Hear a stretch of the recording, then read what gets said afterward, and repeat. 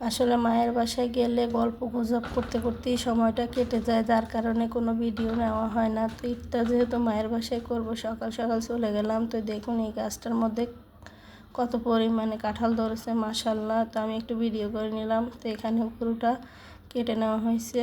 তো আমি আসলে পুরোপুরি কোনো ভিডিওই করতে পারি নাই। তো এই তো এখানে গরুটা কেটে কলিজাগুলো পাঠিয়ে দিছে বাসায়। তো এখন কলিজা ভুনা করবে, মা কলিজা বসিয়ে দিয়েছে। এইদিকে আমরা দুই বোন মিলে রুটিগুলো বানিয়ে নিচ্ছি, চালের রুটি। তো রুটি বানানো হইলে আমরা সবাই মিলে কলিজা দিয়ে রুটিটা খেয়ে ফেলবো।